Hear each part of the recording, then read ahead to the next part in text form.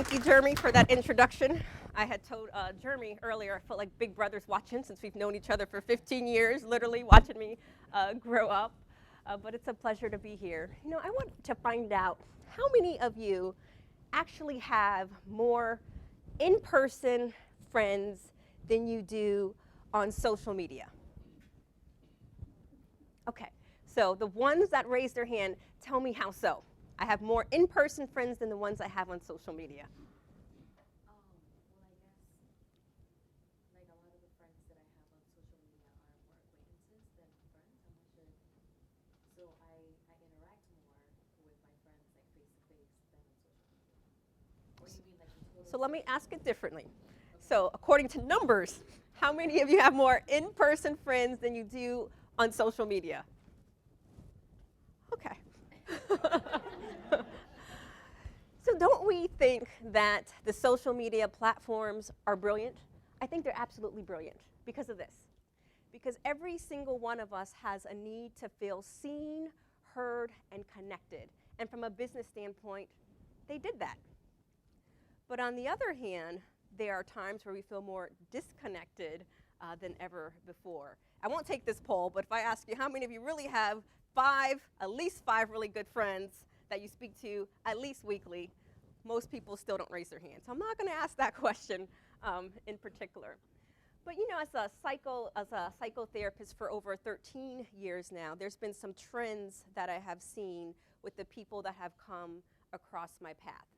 And that is the trend that if we really nail and drill it down as to what really matters, we want to know, do I matter? Do I matter? And the manifestations of that is what brings people into counseling for whatever many different reasons. But I want to share with you a story of when I realized how much relationships matter. So we see an open sky here. I'm sure I'm not the only one that's had that moment where you're like, are the skies opening? Is this really happening? So I'm going to tell you about a time where this happened to me. So, you know, we all have these sayings when we're growing up, our parents talk about you treat everybody with kindness. You never know when that janitor may be your boss one day. All right, have we all heard that? Okay, so fast forward, I was presenting at the University Behavioral Center, you know, with my team. And there was a gentleman that came up to us afterwards. I'm not going to give places where he works, a small town here in Orlando. But he was a psychologist, and he came up and he was talking to me. At that time when he knew me, probably about 10 years before, my last name was Rivera.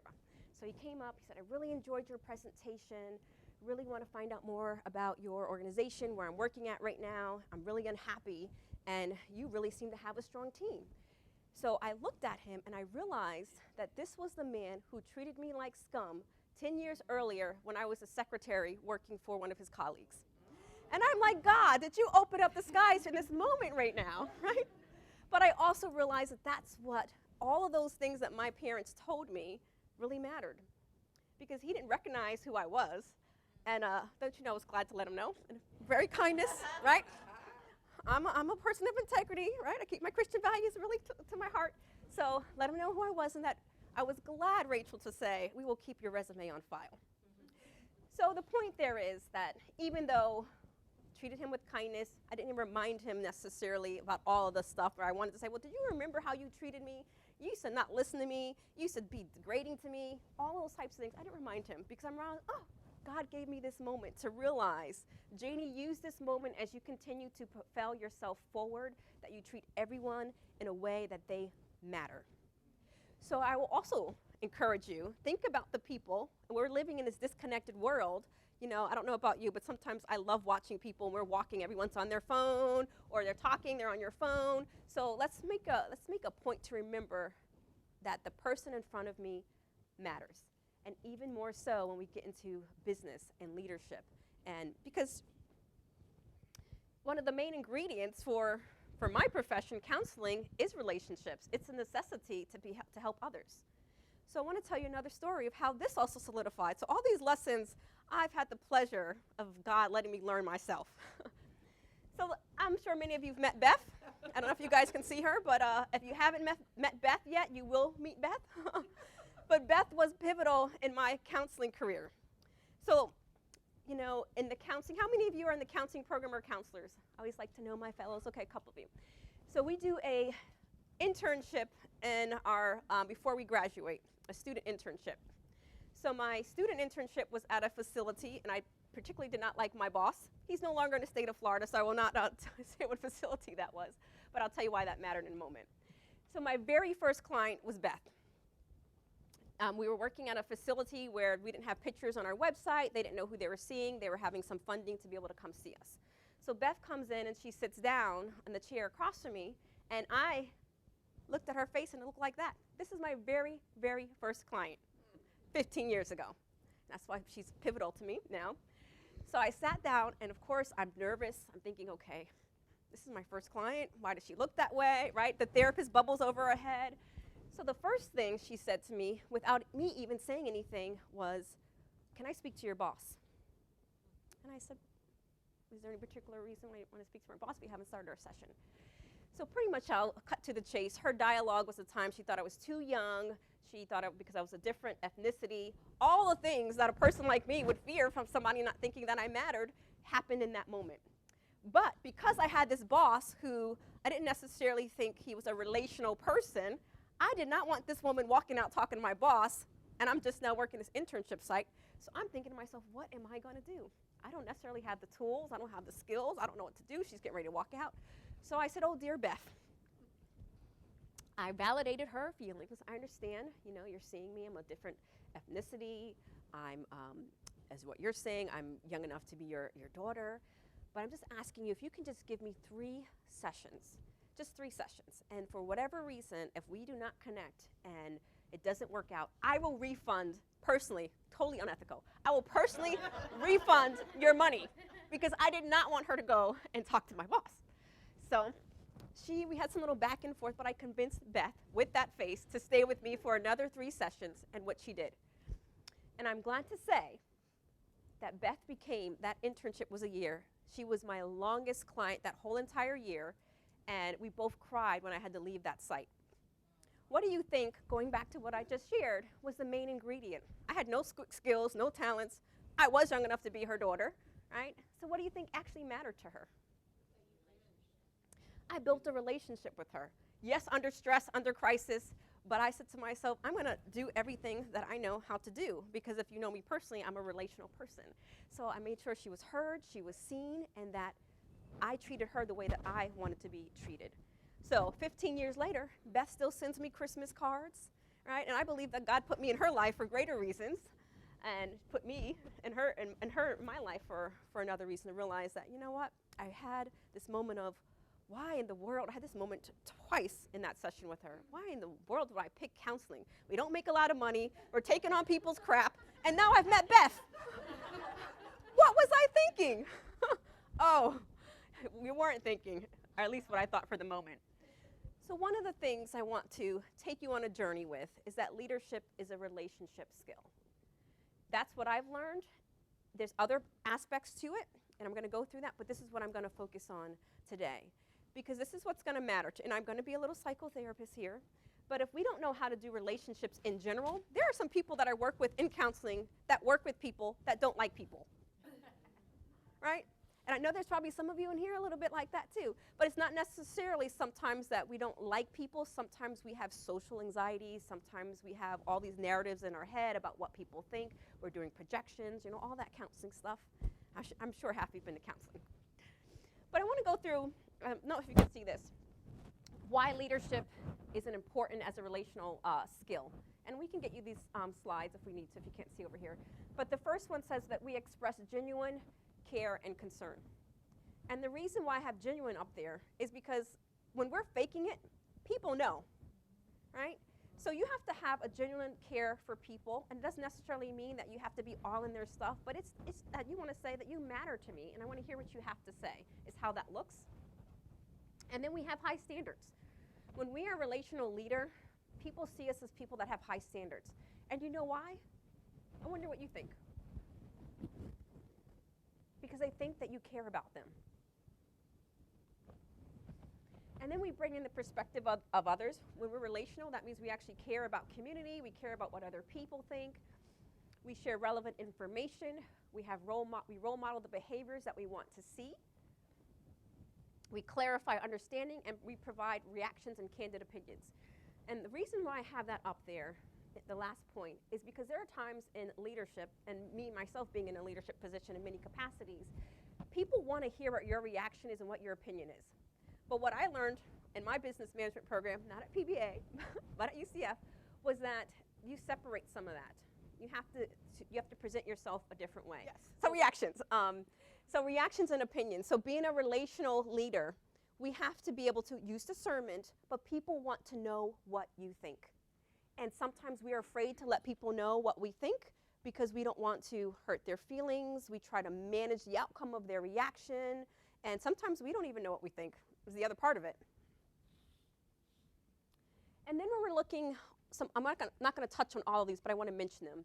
When we're also looking at other effective relational leadership skills, we're looking at our time, our talent, and our tools. I'm going to focus on tools here in a minute. So talent really is what the skills that you're bringing to the table. Our time, we cannot be relational, and I've learned this the hard way. We cannot be relational in our leadership if we don't have the time. You know, that's just the way it is. You know, when my staff, remember one time we were having a meeting, and I'm always listening to their feedback. And there was a time where I felt the room, they really didn't want to give me some feedback. So I realized that because they felt like they really didn't want to give me feedback, they needed to give me feedback. And when they eventually got to that place of giving me feedback, they just said, we feel like you just don't have the time. You know, that you have all these projects going on, and then when you're here, you know, it's da, da, da, da, da, and then we feel like we want to talk to you, we feel like we're bothering you. And I was like, for 3 days, in my little pity mode, like, oh my goodness, I'm just doing all these great things. How can they possibly think about this about me, right? But when I got over myself, I realized that what mattered to them was in those moments, whether it's between clients or between meetings or doing events, that when they're coming to me, Rachel, and they're talking to me, they want me to see them, hear them, and sometimes problem solve. But in those moments, I was kind of like the hands-off leader. Okay, I'm going to let them be empowered, right? At least that was in my head. But in their mind, there was something different. So relational leaders, one of the most effective skills is we do give opinions, we get feedback, and we have candid conversations with those that are on our leadership team. And when we do that, they feel important, they feel heard, they feel seen. So I'm going to repeat those because I want you to know. And you also know what that feels like. Think about whether it's in a situation where you had some type of frustration. Think about in your relationships, in your marriages, in your partnership relationships, that when you felt heard, seen, and like I really mattered to you versus dismissed versus defensiveness, you felt loved, you felt cared for, and you felt at your best. So it's the same thing for our people that are on our teams and who we lead. But we cannot do that without the big word of self-awareness. I probably can have a workshop on self-awareness all day long. Because what I learned was when I thought I was self-aware, I was not. So I realized most people are probably like me at some point in their life. They think they're self-aware. It's like on a scale. But where we really need to be self-aware at, sometimes we have to do some deeper work around that. So there's a quote here, but pretty much what it says is that real conversations are not just projections and ego flexing, which is a special gift. Real conversations are. Most do not talk to listen. They talk to be heard, but people need a high degree of self-awareness, selflessness, and a real desire to listen to be able to have a mutually authentic and honest exchange. Do you recognize when you're talking to someone and they're talking from their ego? They're one-upping you. You say, oh, I went to A. They're like, oh, well, what about B? And then you realize they are not even listening to me. They just want to talk. So I'm just going to sit here and I'm like, Right? But those are people that we normally don't return to because we realize that, you know what, it's going to be all about them. But then also, projections. If, let's say Macy's coming through the door and she's having a bad day, she doesn't even see me. And I see that, I'm like, what did I do to her? And I make this whole narrative in my head about what I did to Macy. And you know, she just had a bad day, she didn't even see me. Right? So we can project our crap onto other people and then we walk around and then we're operating from those projections when all I had to do was actually say, hey, good morning. And then she could have looked up at me and said, hi, good morning. Right? But we make these assumptions and think about what we do in the workplace. If you really think about your experiences, how many times you project your stuff onto other people? You have a bad day, so you see the lens through that bad day and then project your stuff onto other people. We can't have real conversations when we're in that space, is the point there. How many of you actually know yourself? So if I was to take this mirror here, right? People are looking away, don't want me to come. But if I was to put it right in front of you, right, and you were to look at yourself, and who am I? You don't have to do it.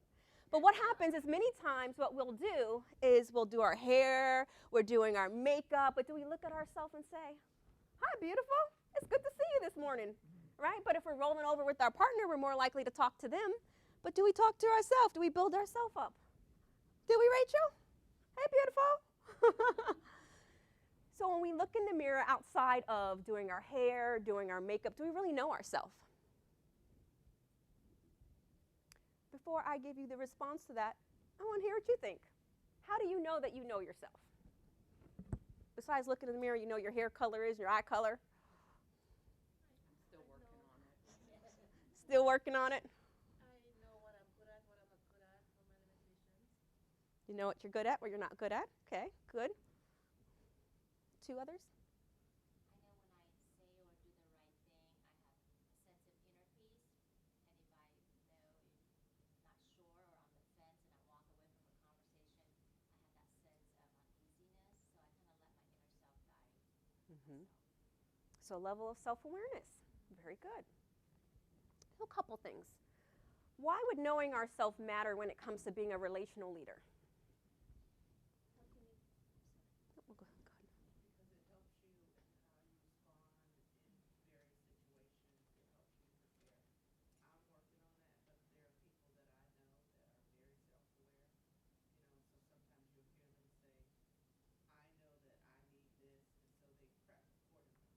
And I think, huh. They'll say, I know I'm very organized, so I make sure that I do this, this, and this, so that I'm not in a situation where I'm not organized. Those are people that are really self-aware, and it helps them to have a calmness about the things that they're doing. Their response is a lot better because they're in a position where they've made sure that they've taken care of themselves. Okay, very good. Yeah. Other comments? I know my trigger points. Like if I'm having a conversation and I know what words, I call them what's gonna get me. Mm-hmm. I have to okay, don't respond, because I know it's gonna trigger me. So Yes. I look out for stuff like that when I'm having a conversation of what not to respond. Be quiet for a minute and absorb it, let it pass. So I know my trigger points. And when we know our trigger points, and I actually have a slide to mention that, when we know our trigger points, we know how to take care of ourselves because not everything needs to be responsive from that place because we call you're temporarily insane when we're responding from those trigger points. You're like, the next day, why in the world did I react that way? I think it's hard to get to know other people if you don't know who you are. You've got to have that foundation to come from as you're building relationships and getting to know other people. Absolutely. And I'm going to say it differently. What she's saying to me is that if we don't know ourselves, then what happens is when we're around other people, we are auditioning and we are performing. Because it must be whatever this group is, whatever their acceptability is. I remember when I was in my early 20s, I used to think that was a good thing. I'm like, oh, I'm a chameleon. I can hang out with my New Yorkers. I can go in a professional setting. But what I realize now, it had nothing to do with me being a chameleon. It had to do with I didn't really know who I was, right? So I would just adjust to different environments, and then and that's what I call auditioning and performing. We get into a group, we're auditioning and performing versus coming in our true authentic self. So in order to be a relational leader, they have to feel like you're real, that you're just not mirroring back what you think I want to hear, that you are showing up in all of your unapologetically you, and they know that that's what it's about. So there's some 5 key takeaways. So for those of you that are getting to know yourself, you can start with these. It's a lot deeper than this, but I want to give you some quick 5 ones. You want to know what your personality is, right? We know that there's many Myers-Briggs, there's an Enneagram, there's a lot of different personality assessments, which can be a start to that, to understand, well, where do I fall as far as that relationship personality assessment? And then what are your core values? Your core values, your beliefs, your things that you're not going to compromise on. And 3, which is actually very important to me as an EMDR therapist, is getting to know your body. Because sometimes, especially for those that have experienced any type of trauma is stored in our body, and a lot of things are reflected in how we take care of our body. We'll separate our heart from our head. And then getting to know your dreams. And we're not talking about pipeline dreams. There's a quote that someone had said that we interviewed on our podcast. Can't think of his name right now.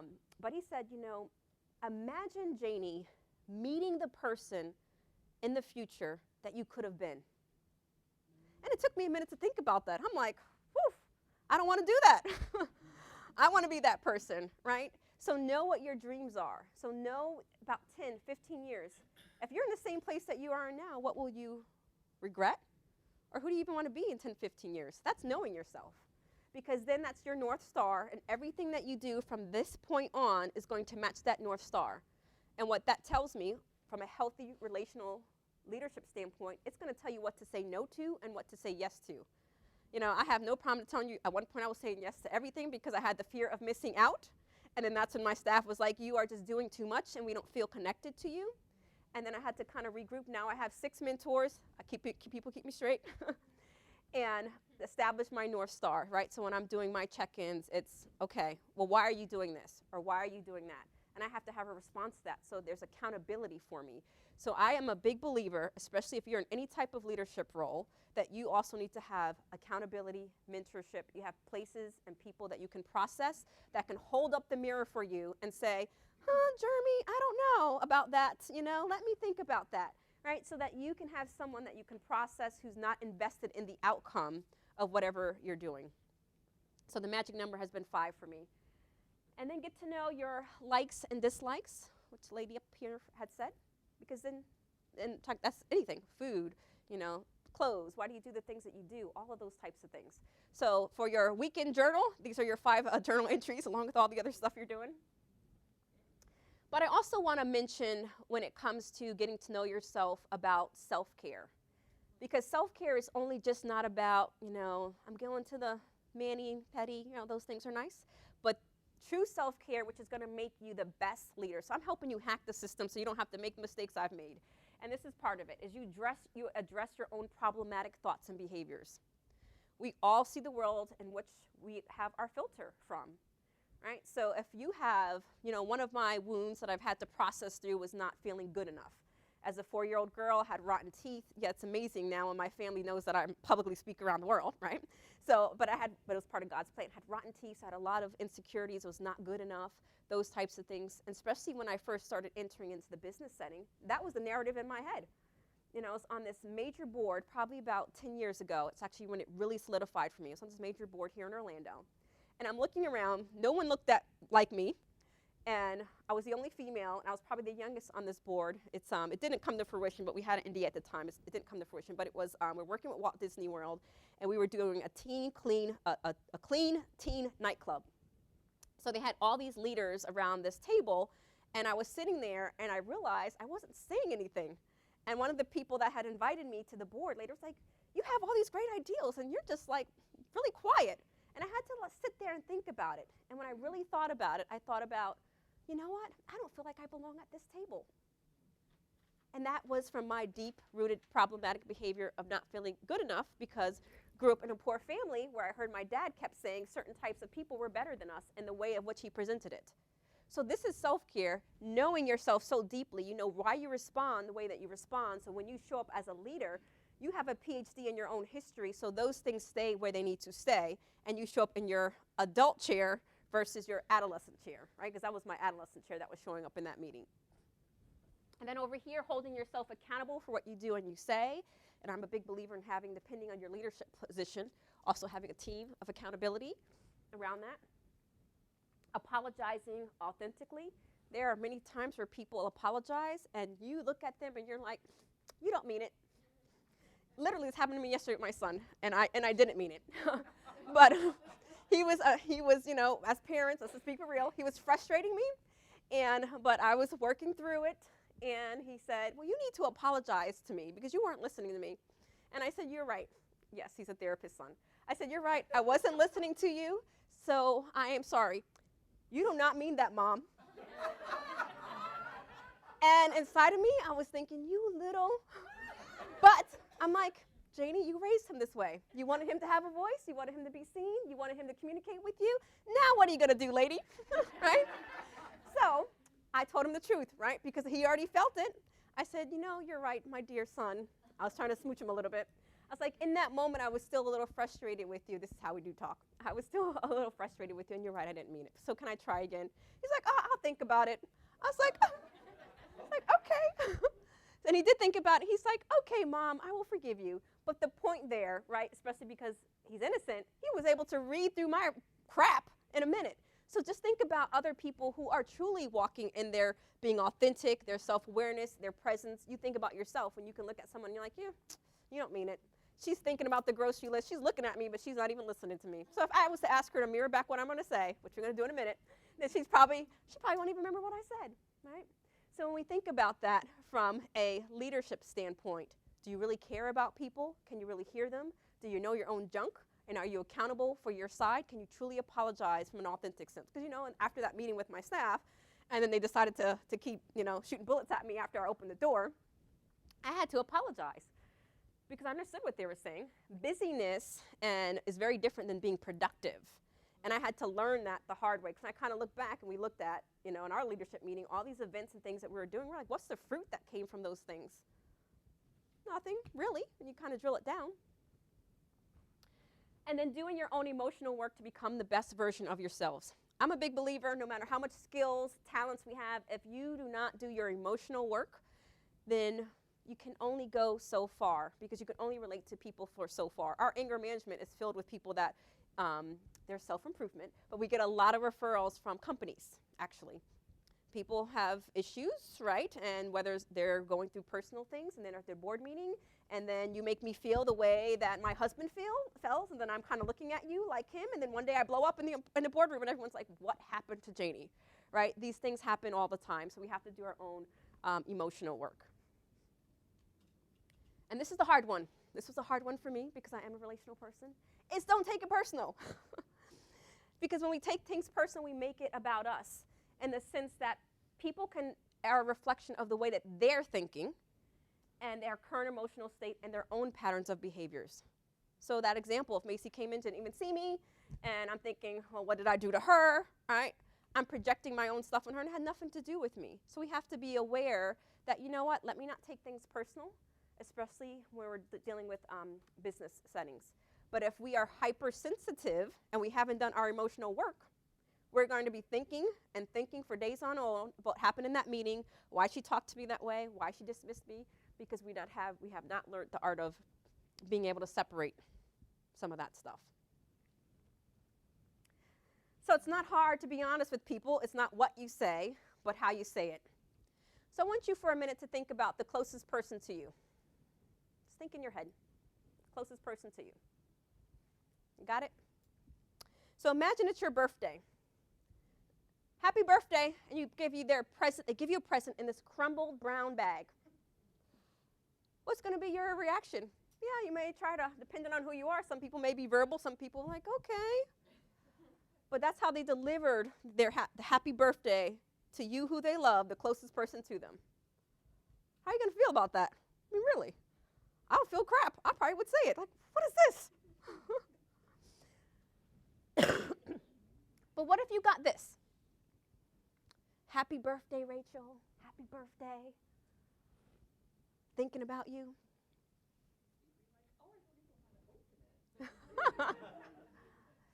So the point here, if we kind of go back, it's all in our delivery.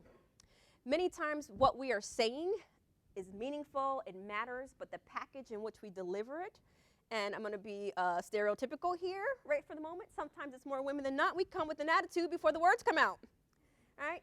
And then it's hard to decipher, and I do a lot of couples counseling, right? So it's hard for the partner to really hear, because they're now responding to how you're talking to them, and that's how they were spoken to by their mom, who was abusive to them when they were younger, so then they shut down, right?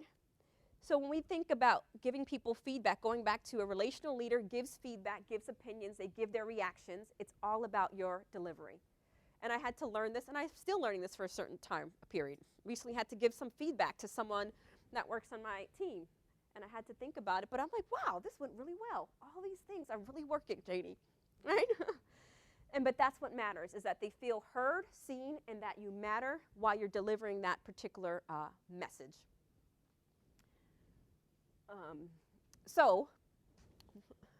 Okay, yep. I do not have any virus, but I am on the end of a cold. So I had some jokes in my office because I went on a birthday cruise to Mexico. I'm like, Mexico doesn't even have any cases. I'm like, it was just because I thought it was 20. I was ziplining. I was ATVing in the jungle. I was doing all types of stuff, and I got drained. And then my son brought something home. I'm like, if this stuff was not going on the news, you would not even think about me. I'm like, I cough in my sleeve. I wash my hands. All that good stuff is going on. So I want to move into the last segment of our presentation, and I'm going to ask for 2 volunteers in a moment, so kind of prepping you. But empathy is, to me, by far one of the skills in leadership, being a relational leadership that really matters. Being able to listen and respond with empathy is overwhelmingly the one interaction skill that outshines all the others.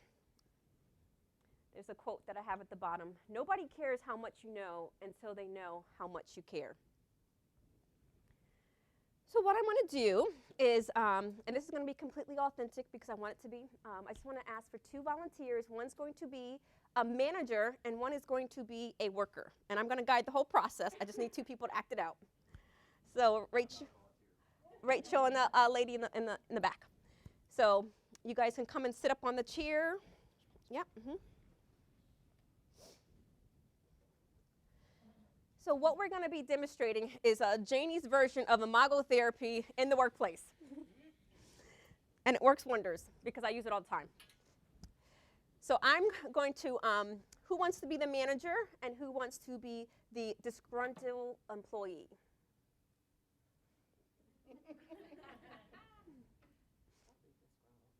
Okay.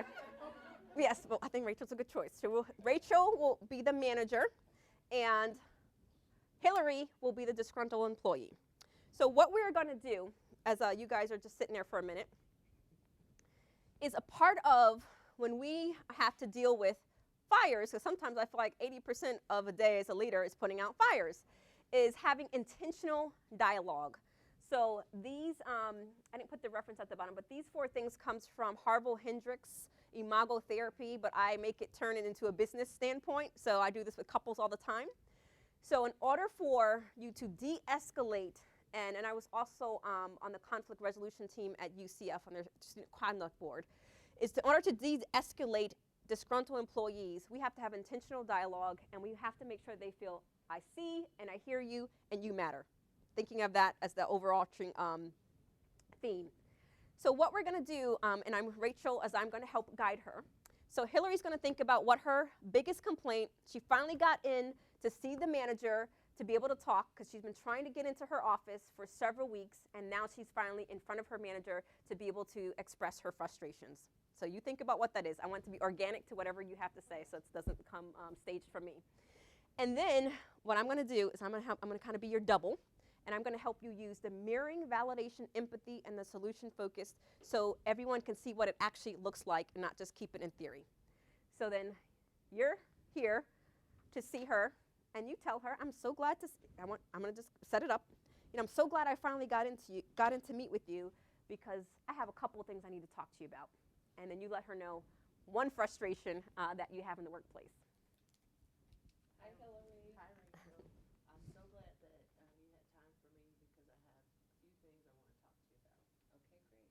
The first thing is in regards to training. I'm new and I've had 5 different people training me and no one has completed training on anything. But everything's been dumped on my lap to complete, and it's affected my ability to do my work efficiently and effectively. Okay, great, Hillary. So what an effective manager will do, and I know Rachel, so I'm okay touching her. Like boundaries. So what an effective manager will do is first going to make sure she heard her correctly. Just as if none of us go to McDonald's, I'm sure, right? But if we go to McDonald's and we say, I want a Big Mac and fries, what do we hear back from the speaker? That's a Big Mac and fries. Exactly. So that's all. Yeah, sometimes that too. So that's all Rachel is going to do is she's going to mirror and paraphrase what she heard Hillary say. So she's going to say what I heard you say, and she's going to mirror it back. Okay, Hillary, what I heard you say is that you're new and you've had 5 people training you and you still don't get what it is that you're supposed to be doing, and everything has just been thrown on you. Is that correct? Partially. It's It's real. That's what happens. not that I don't get what they've trained me, is that they've You're not putting effort. completed the training that they're supposed to. So they've not told me everything I need to do in order to do the job. Okay.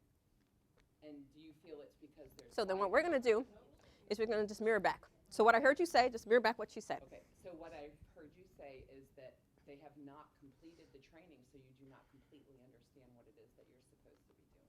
And then you ask her, did I get that right? Did I get that right? Yes, that's part of the problem. Okay. So then the second part, I'm just going to guide Rachel. The second part is the validation.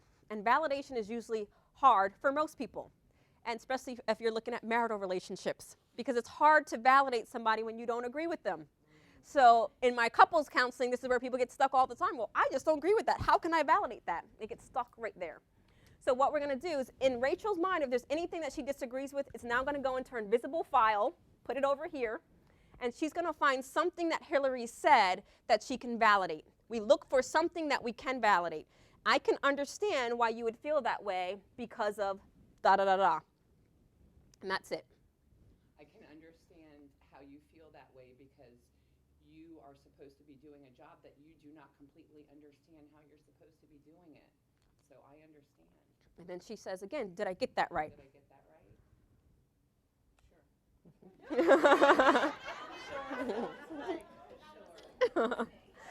So then what we will do when we're reading our employees' body language is we will ask one more time. So are you sure there's nothing you want to share with me about that? Is there anything else you want to share with me about that? I don't know that you fully understand what I'm saying. This is good. We'll go with it. Which is, I understand all that they have shown me to do. Correct. But that they've not completed the training, so Yes. I can't finish the rest. And that's really frustrating for me because no one is, it seems that everybody's moved on. So I've got these tasks to do, and it takes me longer to complete them because I have to figure it out for myself. Yes. So now all you do is mirror back what she said Yes, again. I understand. You have not been completely trained. They haven't finished training you. So you're frustrated because you don't know, and they've left you. They've abandoned you. Did I get that right? Did I get that right? Yes. So now I need to make So- sure. So then we're going to stay in the validation. Let me be your guide. I'm the voice in your ear. So then you're going to go back to validation. So I understand why you would feel that way. Then again, validate something. I understand why you feel that way. You're frustrated because you don't know how to complete what you're supposed to complete because you've not been taught. You've not been told how to do it. Did I get that right? Did I get that right? Yes. Okay. So then we're going to move to empathy. Empathy says, I can put myself in your shoes in a very basic way. So what I'm going to ask Rachel to do, apologize, I got my cough drop, is I want you to say, well, I would imagine if I was in your shoes, and I want you to choose 3 feeling words that you imagine that Hillary's feeling based off of what she's sharing. So I would imagine, Hillary, if I was in your shoes, I would feel frustrated, whatever. But I want you to choose 3 words. And then you ask her, is that how you feel? Hillary, I can imagine if I was in your shoes that I would feel frustrated, I would feel not accomplished, and I would feel abandoned. Is that how you feel? Yes. And then you check in again one more time. Anything else you want to share with me about that? Anything else you want to share with me about that? I want to know when we're going to get this resolved. Okay. So that I can be able to do my job effectively. Okay. So I can do it timely because it's a lot when there's so many things that have deadlines, and I'm not able to meet my deadline. So I feel like that reflects poorly on me, and it's not fair. So this fourth part, which is tricky in the workplace, right? Because as a manager, Rachel only has so much power and influence, just the way it is in business. So what she's going to do under solution focus is she's going to ask her, if this frustration continues, I'm giving her the words, but if this frustration continues for you, what are some things that you see will be helpful? And the reason why that's important is you're soliciting the employee who probably already has ideals in her mind which will solve her frustration. But sometimes if we are not a relational leader, we'll say, well, that's the policy, sorry, girl, right? In so many ways, and they leave the office and not feel heard. So that's why she checks in with her, because there's a deliberation of her letting her know, I hear you, I see you. So if this frustration continues for you, Hillary, what are some things that you feel like can be done to be helpful? Okay. Hillary, if this frustration continues, what do you feel that could be done to help you? Can we carve out some additional training time, whether it's from one of them or from you or someone else? Yes, absolutely. So at this point, we don't make any promises, right? Usually in business. So we say, I will consider that, and I will get back to you, right? Because in that moment, when we are showing them empathy, we're trying to validate their feelings, we don't want to do something that will make us distrustful as a leader. Because in that moment, I can say yes, but I haven't checked with my leaders to make sure I can do that. But if you do know it's something you can do, then yeah, absolutely. But if it's something you're not sure about, thank you for sharing that with me, Hillary. I'm going to take that in consideration, and I'm going to follow up with you.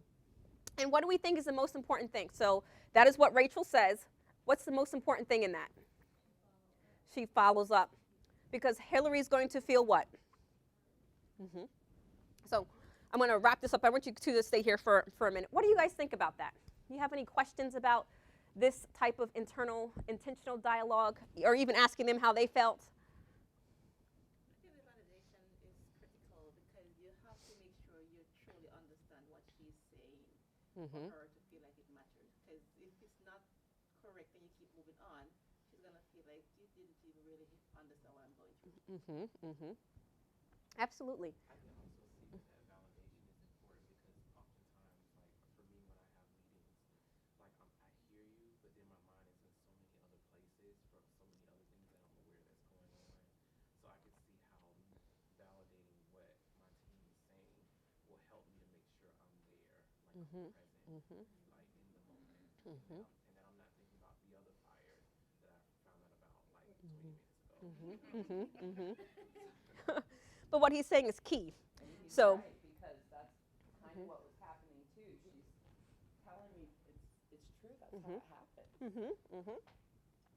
because in couples therapy in particular, I see it happen all the time. So then when I don't tell them I'm getting ready to ask them to mirror, what did she even say? Right? So then you think about in your own personal lives, sometimes conflict, frustrations come because you say one thing, she's thinking 5 other things, so what she heard was not, you told her, yeah, really, can you pick up some soy milk when you go to Publix? And Jeremy hears, I'll pick up some almond milk.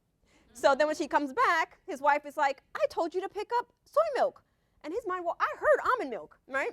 He could have solved not that miscommunication by saying, hey, honey, it's soy milk you want? Yeah, right? So if we practice mirroring in our life all the time, not just in business, it sets us up to be better communicators. Can I say something too about mirroring is you should really be mirroring what they say and not translating what you heard. Absolutely. Because there's a huge difference Yes. in that, and it can be very frustrating on the side of the person who might be disgruntled. So I was actually paying attention from both sides. Because like, as a parent, I was thinking about how my daughter says, you don't listen to me. I was like, I heard what you said. But it's exactly that. When you translate it, you're telling them what you thought you heard as opposed to what they actually said. And that can add frustration and make it hard for the person to continue. Sometimes they will just shut down and be like, okay, fine, because you're not going to get it. So I want to reiterate with her that the mirroring technique, that is exactly what you do, which is why I use the McDonald's example. Because McDonald's will say, well, you want a pickle or don't want a pickle? They're going to repeat back exactly what they heard you say. So and I encourage all of you today with your families to practice mirroring, and don't let them know you're practicing it. But just repeat back exactly, and you will probably have a wonderful weekend. But just repeat back exactly what they say, and look at them if you can, and that's it. Try not to put a spin. Sometimes with the couples, they go a little bit longer, so then I can say just paraphrase to the best of your ability what you think he or she is saying. But for the most part, you should repeat exactly what they said.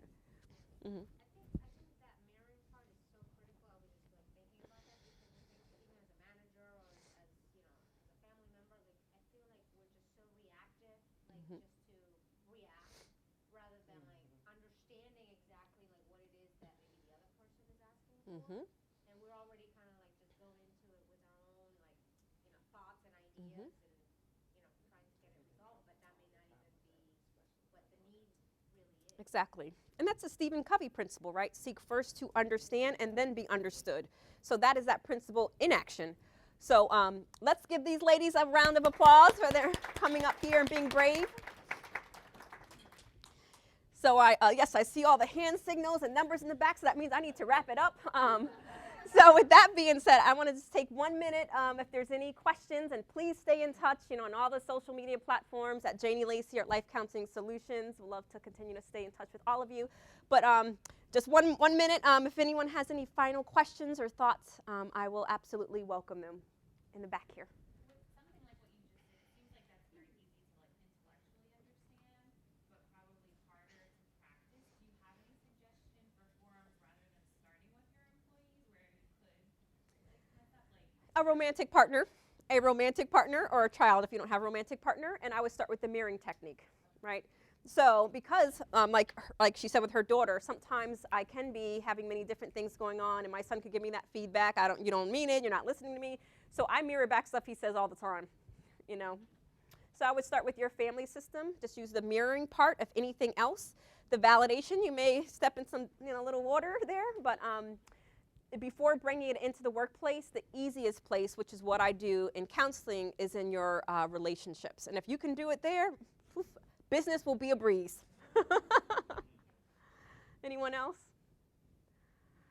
All right. Well, thank you so much for your time. And I'm going to be hanging around here for the day if any of you have any questions.